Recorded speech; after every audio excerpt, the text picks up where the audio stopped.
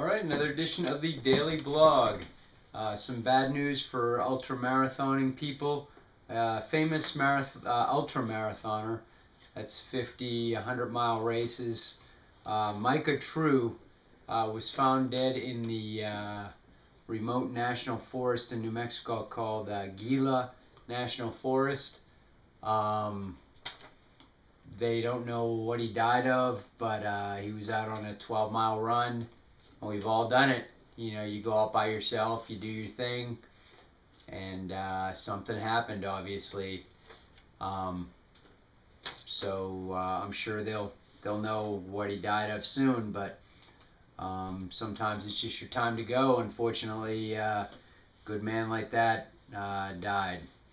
An interesting story. Every year around this time, during the Boston Marathon time, there's always a story about Katherine Switzer, who was the first female to sign up, and she signed up under K. Switzer in the Boston Marathon, and she got a number and she raced, and then halfway through the race she tried to, the race organizer, Jock Sample, tried to push her off the course, and Katherine Switzer's boyfriend knocked him out of the way, and there's a famous picture of Jock Sample flying to the ground and Katherine Switzer running on.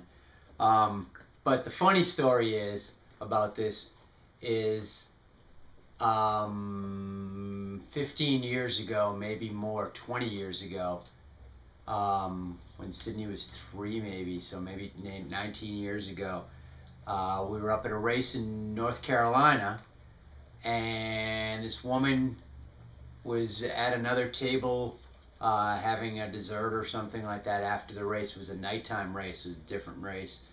And so everybody started talking, and she introduced herself, and she said, "My name's Katherine Switzer," and I never forgot her name because it was so unusual that she said her first and last name. And everybody just went around and said, "Hi, I'm John, so-and-so," you know, that kind of thing.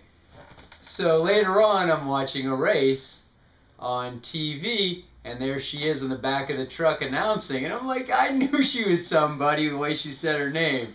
So that's our Katherine Switzer story. But it was very funny to see her all the time now. Today, 11-mile run over at Harbins Park. Easy run. It's amazing when you're in good shape and it's morning and you haven't been worn out from the day and the sun and that sort of thing. We went out there and we just knocked out 11 miles like it was nothing. Just the easiest thing in the world. So I'm ready to go. I looked at weather for the next 10 days in Boston, and everything looks good. Now, obviously, I don't know what's going to happen in 15 days, but the next 10 look pretty good. Mornings in the 30s going up to the mid-50s. If we'd have something similar to that, say 40 degrees starting the race off, that would be great. But that's it for today. We tend to forget that happiness doesn't come as a result of getting something we don't have, but rather recognizing and appreciating what we do have.